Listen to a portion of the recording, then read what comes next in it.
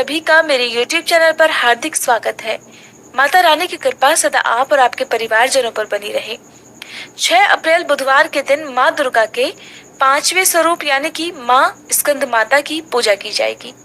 माँ स्कंद माता की पूजा करते समय कौन कौन से पूजन मंत्रों का जाप किया जाता है, कौन सी आरती कही जाती है, माँ की पूजा किस तरह से करनी चाहिए, माँ स्कंद माता का प्रिय रंग और प्रिय भोग कौन सा है, इस बारे में बताने से पहले मैं आपको बता दूं कि आप हमारे चैनल पर कन्या पूजन की वीडियो भी देख सकते हैं। इसके अलावा आने वाली एकादशी व्रत की तिथि और शुभ मुहूर्त की जानकारी भी आपको हमारे चैनल पर मिल जाएगी। सबसे पहले बात करते हैं माँ स्कंद माता के स्वरूप की। माँ स्कंद माता की 4 भुजाएं हैं। इनकी गोद में भगवान स्कंद बाल रूप में विराजमान रहते हैं। दाहिनी तरफ की नीचे वाली भुजा में इन्होंने कमल का पुष्प धारण किया हुआ है। बाईं तरफ की ऊपरी भुजा वर मुद्रा में अर्थात अपने भक्तों को सदा आशीर्वाद देने की मुद्रा में, और नीचे वाली भुजा में भी इन्होंने कमल का पुष्प धारण किया हुआ है। माता का वाहन शेर है और स्कंद माता कमल के आसन पर भी विराजमान होती हैं। भगवान स्कंद अर्थात कार्तिकेय जी की माता होने के कारण माँ दुर्गा के इस 5वें स्वरूप को स्कंद माता का नाम प्राप्त हुआ। स्कंद माता सूर्य मंडल की अधिष्ठात्री देवी मानी जाती है। इनकी पूजा अर्चना करने से भक्तों को अलौकिक तेज की प्राप्ति होती है और यह अलौकिक प्रभा मंडल प्रतिक्षण उसके योगक्षेम का निर्वहन करता है। स्कंद माता की पूजा करते समय आज के दिन भगवान स्कंद अर्थात भगवान कार्तिकेय जी की भी पूजा करनी चाहिए। इनकी पूजा के बिना स्कंद माता की पूजा अधूरी मानी जाती है। अगर आपके पास स्कंद भगवान की तस्वीर ना हो तो आप माता की गोद में विराजमान स्कंद भगवान का ध्यान करके भी उनका पूजन कर सकते हैं। कुमार कार्तिकेय जी को ग्रंथों में सनत कुमार और स्कंद कुमार के नामों से जाना जाता है और माँ स्कंद माता इस रूप में पूरी तरह से अपनी ममता लुटाती हुई नजर आती है। माँ का 5वां रूप शुभ्र अर्थात श्वेत है और माँ का प्रिय रंग भी सफेद है। जब अत्याचारी दानवों का अत्याचार बढ़ता है तब माता संतजनों की रक्षा करने के लिए सिंह पर सवार होकर दुष्टों का संहार करती हैं। नवरात्रि के 5वें दिन जो भी भक्त माँ स्कंद माता की पूजा उनके पुत्र सहित करता है, माँ स्कंद माता उन पर अपने पुत्र के समान स्नेह लुटाती हैं।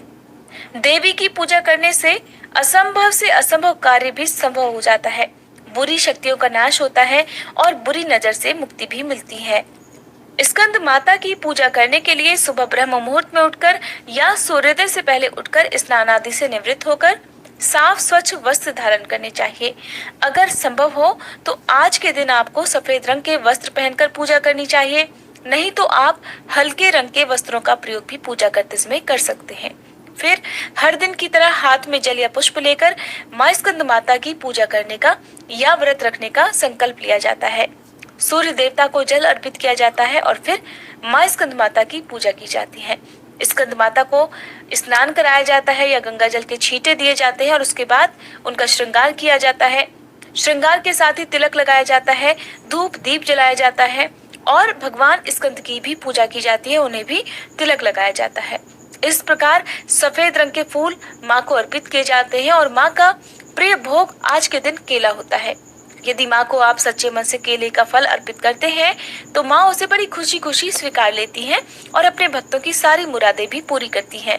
इसके साथ ही मंत्रों का जाप किया जाता है जो कि मैं भी आपको बताऊंगी। फिर श्री दुर्गा चालीसा का पाठ और श्री दुर्गा सप्तशती का 9वां और 10वां अध्याय आज के दिन पढ़ा या सुना जाता है। फिर व्रत की कथा पढ़ने और सुनने के साथ ही आरती करके क्षमा याचना की जाती है और इसके बाद जो लोग उपवास रखना चाहते हो उन्हें उपवास रखना चाहिए। माँ स्कंद माता का बीज मंत्र है ओम देवी स्कंद माताए नमः। इस मंत्र का यथासंभव जाप करना चाहिए। प्रार्थना है सिंहासन गता नित्यम पद्मांचित कर द्वया शुभदास्तु सदा देवी स्कंद माता यशस्विनी।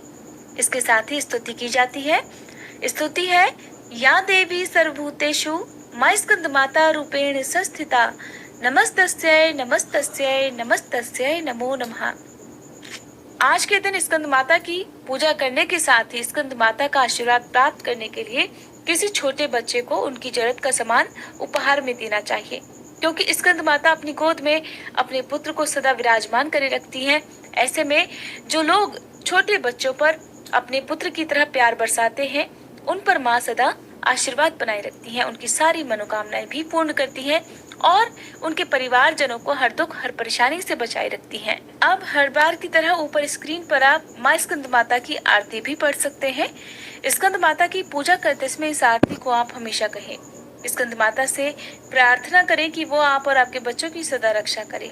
जिन्हें संतान सुख प्राप्त नहीं है, उन्हें भी आज के दिन स्कंद माता की पूजा जरूर करनी चाहिए और उन्हें अपनी सामर्थ्य के अनुसार भोग लगाना चाहिए और फिर इस भोग को अपने आसपास निर्धन जरूरतमंद बच्चों में बांटना भी चाहिए। ऐसा करने से स्कंद माता सदा प्रसन्न रहती हैं।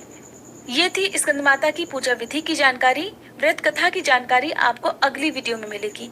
इसके अलावा आज मैं आपको बता दूं कि जिन लोगों ने भी अखंड ज्योत जलाई है, जब अष्टमी और नवमी के दिन उनके घर में कन्या पूजन होता है, तब बहुत से लोग पूछते हैं कि उस समय हमें अखंड ज्योत का क्या करना चाहिए, अखंड दीपक का क्या करना चाहिए।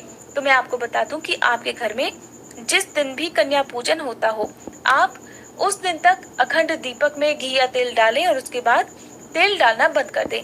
जैसे कि अखंड दीपक आप सुबह के समय उसमें तेल या घी जो भी डालना है वो डालें और उसी दिन अगर आपके यहाँ कन्या पूजन है तो फिर आप सुबह के बाद उसमें घी या तेल ना डालें और अपने आप शांत होने दें। जब दीपक के अंदर का घी या तेल खत्म हो जाएगा तो दीपक अपने आप ही शांत हो जाएगा। कभी भी हाथ से अखंड दीपक को तो क्या किसी भी दीपक को नहीं बुझाना चाहिए, इसका दोष लगता है। एक और प्रश्न है जिसके बारे में लोग अक्सर पूछते हैं कि जिस कलश की आपने स्थापना की है उसके ऊपर जो नारियल रखा है, नारियल का क्या करना है। तो मैं आपको बता दूं कि स्थापित नारियल को अक्सर लोग दुर्गा विसर्जन के दिन पवित्र नदियों में बहा देते हैं, प्रवाहित कर देते हैं। लेकिन वहीं कुछ लोग जिनके यहाँ पर अष्टमी या नवमी के दिन कन्या पूजन होता है, उस दिन कलश में स्थापित नारियल की विधिवत पूजा करके जब कन्याओं को अपने घर पर आमंत्रित कर लिया जाता है, उस समय इस नारियल को कलश पर से उठाकर हाथ जोड़कर पहले तो क्षमा याचना की जाती है, फिर माँ दुर्गा का ध्यान करके इस नारियल को कलश पर से हटा लिया जाता है। कलश के ऊपर जो चुनरी बांधी है आपने, वो किसी कन्या को आप उपहार में भी दे सकते हैं या खुद भी बांध सकते हैं। फिर इस नारियल को तोड़कर उसका जो जल अंदर से निकलता है उसे घर के सभी कोनों में छिड़का जाता है और परिवार में जितने भी सदस्य हैं उन्हें प्रसाद रूप में इस जल को भी ग्रहण करना चाहिए। फिर जब कन्याओं को आपने आमंत्रित कर दिया तो इस नारियल को तोड़कर आप उन्हें भी प्रसाद रूप में इस नारियल को जरूर दें, क्योंकि जिन जगह पर इस नियम का पालन किया जाता है वो लोग अच्छी तरह से जानते हैं कि कन्या पूजन के दिन इस प्रसाद का भी विशेष महत्व होता है। आप हलवा पूड़ी तो कन्याओं को खिलाते ही हैं, साथ ही उन्हें नारियल भी दिया जाता है। इसलिए खुद भी आप प्रसाद रूप में इस नारियल को ग्रहण करें और कन्याओं को भी बांटें। इस तरह से कलश स्थापित किए हुए जो नारियल की बात है वो भी हो गई। अब अगली वीडियो में मैं आपको एक संपूर्ण वीडियो बनाकर दूंगी जिसमें आपको पता चलेगा कि किन किन सामग्रियों का विसर्जन किया जाता है और कौन कौन सी सामग्री अपने घर में ही रख ली जाती है, किन सामग्रियों का विसर्जन अपने आसपास की जगह में किया जाता है। ये थी आज की वीडियो। अगर वीडियो अच्छी लगी हो तो कमेंट बॉक्स में जय माता दी लिखना मत भूलिएगा।